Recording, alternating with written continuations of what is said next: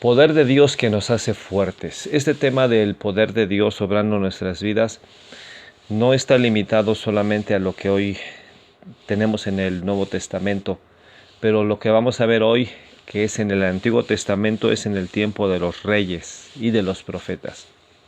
Es un tiempo en el cual Dios estuvo tratando con su pueblo para que su pueblo lo siguiera buscando, para que se volviera a Él, para que lo reconociera. Pero lamentablemente el pueblo no llegó a ese punto de volverse a su Dios.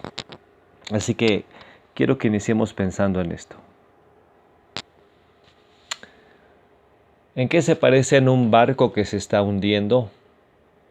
Una estructura oxidada y frutas podridas. Bueno, entre las cosas que están sucediendo en ellas es que están cambiando y están perdiendo. Están perdiendo ¿qué? Su fuerza, están perdiendo su belleza y están perdiendo su propósito. Y el aspecto común a esto es la corrupción. En diferentes sentidos, estas tres imágenes nos hablan de corrupción, de lo que sucedió al barco y que ahora le hace incapaz de que siga cumpliendo su propósito, de lo que surge con una estructura que una vez que se oxida empieza a perder no solo su belleza sino su fuerza, y todavía con más claridad las frutas que una vez podridas ya no sirven para nada. Este es el aspecto que estaba imperando cuando entra a escena Miqueas. Miqueas es uno de los profetas que se consideran los profetas menores, pero realmente sus profecías fueron muy poderosas y este profeta tuvo una influencia grande.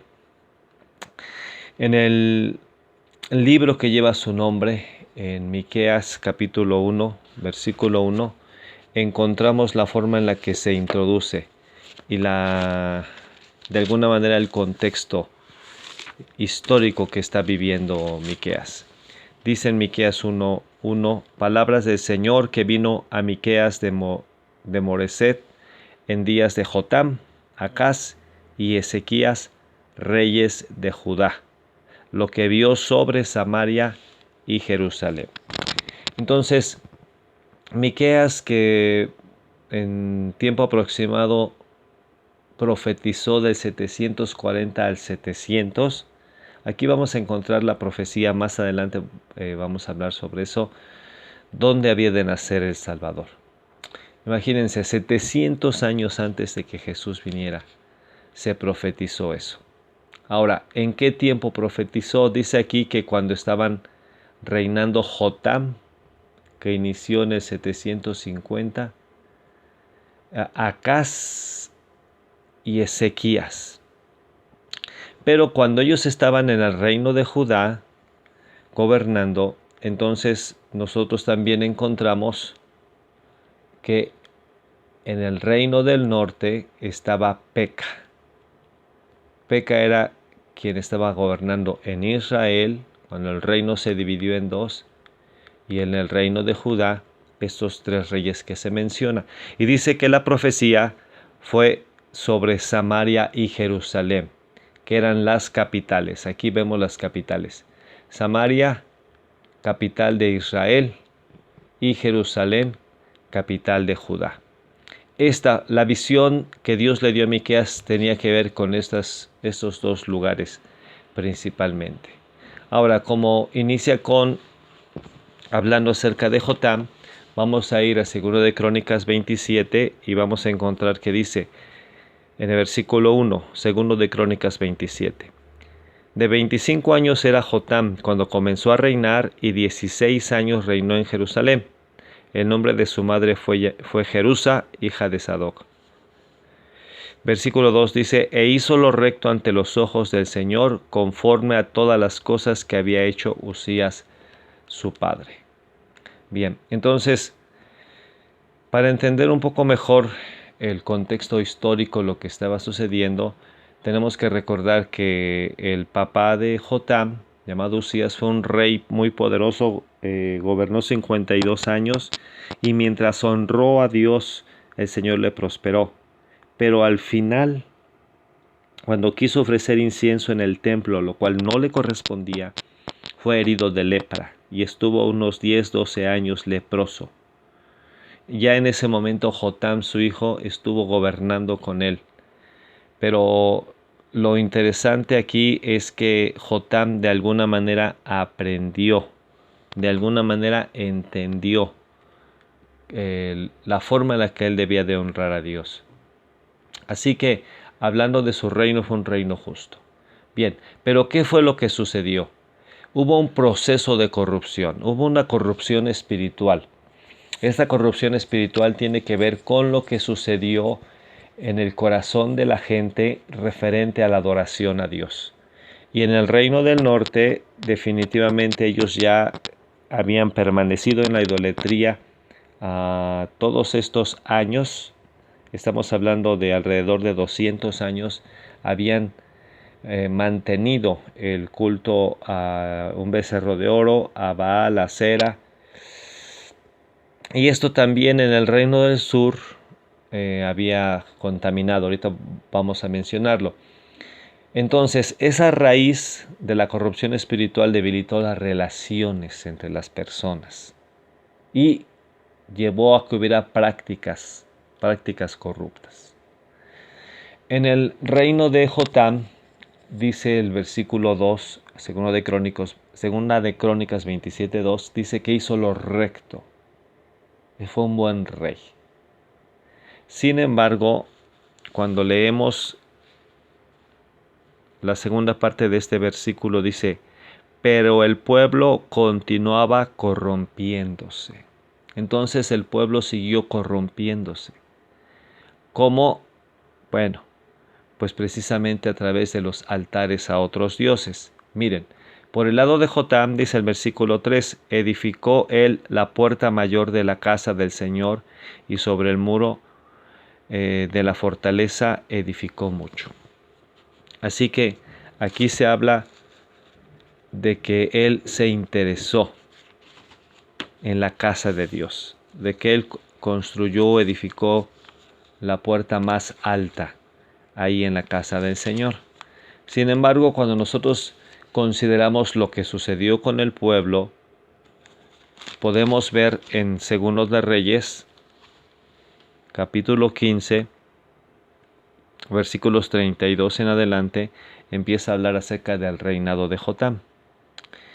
Y dice en el versículo 34, Segundo de Reyes 15:34, e hizo lo recto ante los ojos del Señor, hizo conforme a todas las cosas que había hecho su padre Usías. Con todo eso, los lugares altos no fueron quitados, porque el pueblo sacrificaba aún y quemaba incienso en los lugares altos. Entonces ahí fue donde también la decadencia empezó en el reino del sur. Bien, lo que dice en resumen, segundo de Crónicas 27, es que Jotam edificó ciudades en las montañas. Él fue un edificador. Por eso este tema tiene que ver con la fortaleza que viene del Espíritu Santo, porque al ser un buen rey, el Espíritu Santo pudo obrar en él y se dedicó a fortificar Jerusalén, edificó ciudades en las montañas y tuvo una guerra contra un vecino, contra los hijos de Amón. Pero dice aquí en la escritura que él venció a los hijos de Amón y entonces ellos le estuvieron dando tributo al menos 3 años. Dice segundo de Crónicas 27:6, así que Jotam se hizo fuerte porque preparó sus caminos delante del Señor su Dios. Al hacer esto, Jotam se hizo fuerte. Este concepto, esta idea y este propósito de Dios de que su pueblo se hiciera fuerte, ya el Señor lo había hablado, lo había declarado a su pueblo muchos años atrás. Cuando nosotros vamos a Deuteronomio, capítulo 11, vamos a encontrar como en el versículo 8 les dice, guardad pues todos los mandamientos que yo les escribo hoy, para que seáis fortalecidos y entréis y poseáis la tierra a la cual pasáis para tomarla. Entonces el Señor les dijo que si ellos eran conocedores de su ley y la obedecían, esto iba a hacer que ellos fueran fortalecidos. Y al ser fortalecidos podrían conquistar la tierra. Así que hay un aspecto de la fortaleza, y aquí tiene que ver con fortaleza en el alma y fortaleza en el cuerpo. Cuando alguien está entregado al Señor y lo obedece, su cuerpo va a ser fortalecido. No va a haber enfermedad que pueda estar ahí porque Dios está obrando, Dios está operando, porque hay un pacto, hay una relación, hay una cercanía con el Señor. Bien, así que este fue el carácter de Jotam. Esto creo yo que de alguna manera ayudó para que el ministerio profético, en este caso del profeta que estamos considerando, que es Miqueas, pudiera estar actuando, pudiera estar profetizando con libertad.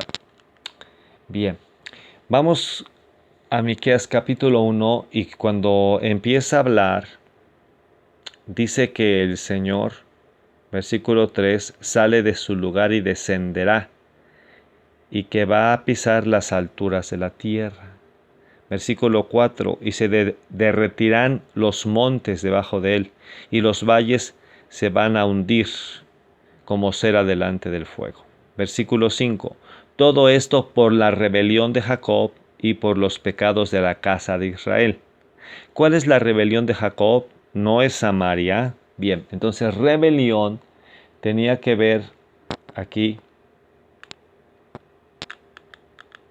con lo que ya había sucedido durante alrededor de 200 años en Samaria. ¿Sí? ¿Qué había sucedido en Samaria?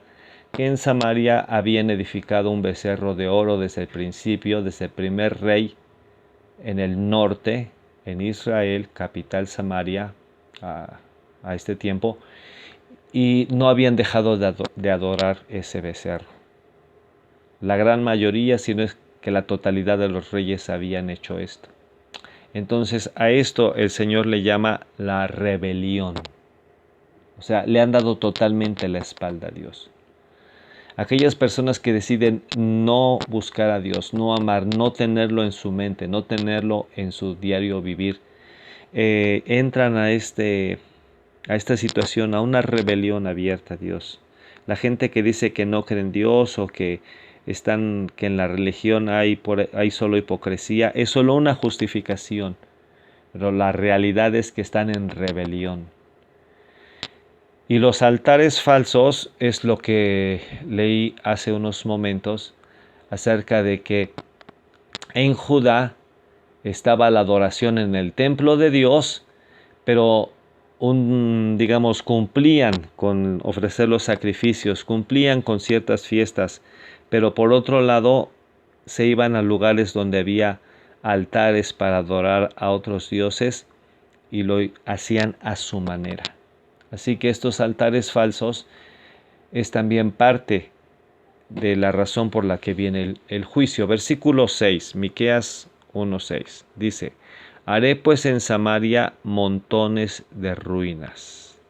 Entonces Samaria iba a quedar como resultado de su rebelión en ruinas. Versículo 7, y todas sus estatuas serán despedazadas y todos sus dones serán quemados en fuego. Asimismo todos sus ídolos.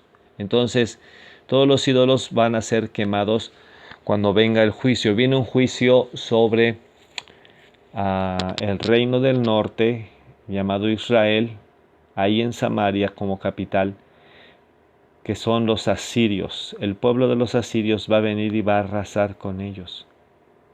¿Para qué? Para que quede destruida la idolatría. Esa es la razón. Ese es el plan de Dios y esa es la situación verdadera. Esto es como el barco que vemos que ya se está hundiendo. ¿Qué sucede cuando un barco ya se está hundiendo? Ya no se puede hacer otra cosa sino salir en los botes salvavidas. Salir y salvar la vida, aunque ya no se pueda salvar la embarcación. Nosotros estamos viviendo ese tiempo, nosotros estamos viviendo un tiempo donde la humanidad, la sociedad como tal, no puede ser cambiada. Ya ha penetrado la rebelión, ya ha penetrado el pecado, la maldad, de tal manera que no va a haber una conversión ahora de toda una nación. Sin embargo, pueden ser salvos muchos en una nación, puede haber un avivamiento y puede haber grandes multitudes que sean salvas. Pero el juicio va a venir, es inevitable. Viene Jesús por su iglesia, la va a arrebatar y después de ahí viene un juicio sobre la tierra terrible, cual nunca lo ha habido. De esta manera, el Señor habla en Miqueas capítulo 1. Miqueas capítulo 2, entonces, por cuanto la vida espiritual ha llegado a este grado de corrupción, entonces también las relaciones se han distorsionado. Veamos cómo dice Miqueas 2, versículo 1. Hay de los que en sus camas piensan iniquidad y maquinan el mal, y cuando llega la mañana lo ejecutan, porque tienen en su mano el poder. Entonces, aquí habla de aquellos que tienen poder y usan su poder para hacer el mal. Aquí hay una implicación incluso de un poder político. Entonces, estas personas que tienen cierto poder lo utilizan para hacer el mal. Versículo 2. Codician las heredades y las roban. Codician las casas y las toman. Oprimen al hombre y a su casa, al hombre y a su heredad. Así que el pecado que aquí se está describiendo y que se está denunciando tiene que ver con la actitud de las personas que ya se habían vuelto fuertes, que tenían el poder económico, que tenían la capacidad de hacer bien, pero en lugar de hacer el bien por codicia, robaban y oprimían. Entonces, esta situación hizo que en los hogares y en las familias todavía se reflejara más las relaciones distorsionadas. Así que Miqueas capítulo 2 sigue hablando en los versículos 8 y 9 de lo que sucedió con su pueblo. Dice, el que ayer era mi pueblo se ha levantado como enemigo. De sobre el vestido quitaste las capas atrevidamente a los que pasaban como adversarios de guerra. Es decir, ustedes despojaron no solamente de la capa, sino del vestido, aquellos que pudieron. Así se volvieron enemigos de Dios. Dice el versículo 9, a las mujeres de mi pueblo echaron fuera de sus casas, que eran su delicia, y a sus niños quitaron mi perpetua alabanza. Así que el pueblo de Dios se hizo enemigo de Dios al distorsionarse las relaciones, porque despojaron los hogares y le quitaron a los niños el privilegio de alabar a Dios. Mi alabanza perpetua, dice en esta versión. Hay otras versiones que dice, les quitaron a los niños mi gloria.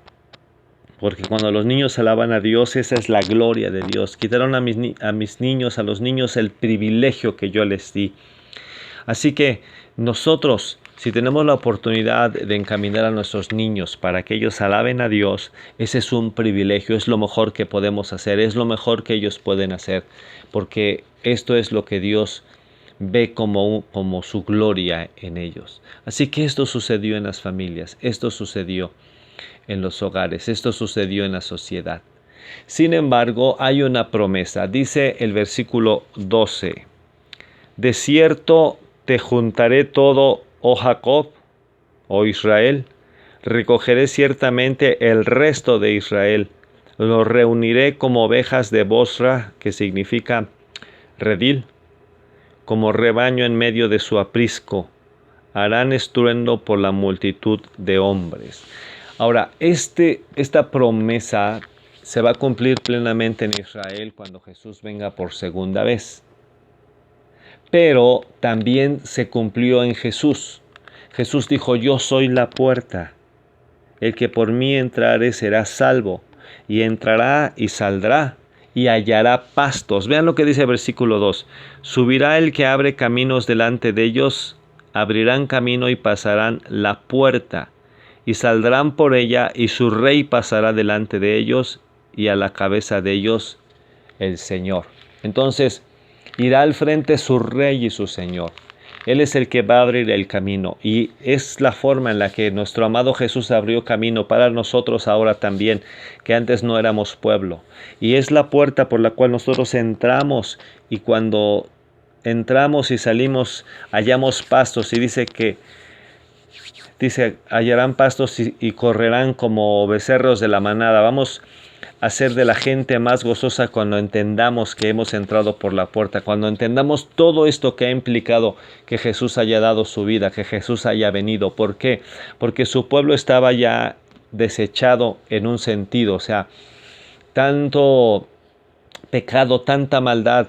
La idolatría solo fue el problema de raíz, pero de ahí trajo las relaciones distorsionadas, y entonces había todo tipo de maldad ya. Ahí es donde entra la promesa de que el Señor iba a juntar a su pueblo y iba a ir al frente, pero nosotros ahora somos también incluidos en esta promesa, ahora en el tiempo de la iglesia, que es por gracia, que es un regalo que nosotros tenemos esta promesa. Así que Miqueas capítulo 3 sigue hablando acerca de lo que sucedió, lo que ha sucedido. Dice desde el versículo 1, Miqueas 3. Dije, oíd ahora, príncipes de Jacob y jefes de la casa de Israel. ¿No les toca a ustedes saber lo que es justo? La respuesta es sí, ustedes deberían de saber lo que es justo. Versículo 2. Pero ustedes aborrecen lo bueno y aman lo malo. Entonces empieza a describir, dice, que les quitáis su piel y su carne de sobre los huesos, que coméis asimismo la carne de mi pueblo, y les desolláis su piel sobre ellos, y les quebrantáis los huesos, y los rompéis como para caldo. Entonces, ¿qué es lo que estaba pasando? Los jefes, los príncipes, aborrecían lo bueno, y lo que estaban haciendo es que estaban tratando de tal manera al pueblo, a la gente necesitada, como después Jesús dice, yo veo a las multitudes como ovejas sin pastor, que significa como despellejadas. Aquí ya está haciendo una descripción, y aquí ya está hablando el Señor y diciéndole a los jefes y a los príncipes que eso es lo que ellos están haciendo con su pueblo. Y así siguió durante mucho tiempo, incluso cuando vino Jesús. Versículo 5 dice, así ha dicho el Señor acerca de los profetas que hacen errar a mi pueblo y claman paz cuando tienen algo que comer, y al que no les da de comer proclaman guerra contra él. Así que lo que estaban haciendo los profetas es que estaban haciendo errar al pueblo, es decir, que estuviera más perdido, que estuviera más confundido, que no supiera si iban bien o si iban mal. Es decir, no importaba cómo estuviera la gente, no importaba si estaba alejada de Dios, si estaba viviendo en pecado. Si esas personas le daban de comer a los profetas les decían, Dios está contigo, vas a tener paz, el Señor te va a bendecir más, vas a ver que vas a ser prosperado. Esto no sé dónde lo he escuchado. Pero aun si las personas eran justas y no le daban de comer a los profetas, empezaban a decirles, pero la maldición vendrá sobre ti, te va a caer guerra porque no estás atendiendo al siervo de Dios que soy yo. Y esto era lo que estaban haciendo los jefes. Así que en contraste, Miqueas 3:8 dice, mas yo estoy lleno de poder del Espíritu del Señor y de juicio y de fuerza. Esta versión que anoté aquí en la imagen dice, yo en cambio estoy lleno de poder, lleno del Espíritu del Señor y lleno de justicia y de fuerza. Entonces Miqueas hace un contraste. Y en este contraste él está hablando de la forma en la que Dios le está usando Y así dice, yo estoy lleno de poder y lleno del Espíritu del Señor. Miren, esto es como un anticipo de todo lo que iba a actuar en Jesucristo. Jesús iba a ser como la unión de todos aquellos hombres, iban a tener algo de todos aquellos hombres, o quizás podríamos decirlo en otra forma, estos hombres que fueron usados por Dios tenían un poco de Jesús a través del Espíritu Santo que les llenó. Y en este caso Miqueas, que estaba viviendo un tiempo de una gran corrupción, él dijo, yo estoy lleno del poder de Dios. No es un poder solo para bendecirme a mí o para mi bienestar. No es un poder para hacer el mal, es un poder. Y es el Espíritu Santo llenándome en mí para que yo esté lleno de justicia y lleno de fuerza. Al estar lleno de justicia, esto le iba a librar a Miqueas de vivir como estaban viviendo los demás profetas, de vivir como estaban viviendo los demás líderes, los demás guías. De hecho, más adelante en el capítulo 3, dice en el versículo 11, sus jefes juzgan por cohecho, o sea, por soborno. Según les sobornen, así juzgan. Y sus sacerdotes enseñan por precio, y sus profetas adivinan por dinero. Y dicen que Dios está con ellos, pero no es cierto. Entonces, este es el contraste. Él está hablando de que está lleno del poder del Espíritu del Señor. Este poder tiene que ver con fuerza y sabiduría. Una sabiduría que proviene de Dios, una sabiduría que le capacita para no seguir la corriente, para no seguir haciendo lo que todos hacen. Nosotros estamos en ese tiempo donde la corriente está muy fuerte acerca del temor, ¿sí? Acerca de que las cosas están y van a empeorar de tal manera que hay que tratar de almacenar y tratar de que no nos falten las cosas, porque quién sabe cómo venga la situación. Entonces hay un temor, hay una duda, hay una incredulidad, hay una rebelión de la gente, hay más violencia, se ha incrementado la violencia en los hogares principalmente.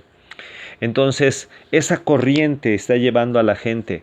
¿Qué es la opción que tenemos? ¿Qué es lo que Dios quiere? Que en nuestro caso nosotros seamos diferentes, que en nuestro caso tengamos la fuerza para tener amor, para tener gracia, para tener paciencia.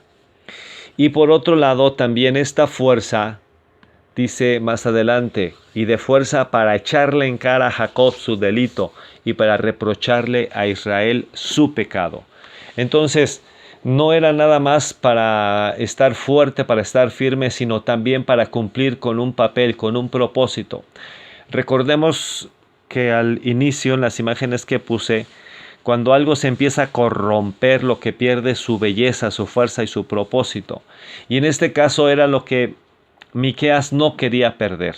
Él no quería perder esa fuerza de profetizar, de llamar al pueblo hacia Dios, esa fuerza de denunciar que estaban mal para que se pudieran arrepentir, para que pudieran reaccionar, para que pudieran volverse a su Dios. Así que nosotros somos llamados a eso. En primer lugar, el poder que nosotros tenemos y el poder que nosotros recibimos es para edificar. Edificarnos a nosotros mismos y edificar a la gente que quiere ser edificada, a la familia que quiere ser edificada, a los familiares que quieren escuchar que Jesucristo les ama. Entonces a ellos los edificamos. A ti que me estás escuchando, el amor de Dios y el poder de Dios es para edificarte a ti. No es para hacerte menos, no es para menospreciar, es para que sea tu fe fortalecida, para que tengas el ánimo de seguir adelante, para que no te desanimes en esta temporada que estamos viviendo, porque Jesucristo viene por su iglesia y Él, cuando venga por los que son suyos, verdaderamente cambiarán las cosas en esta tierra. Lo que nada más son rumores y es una preparación, empezará a ser verdadero.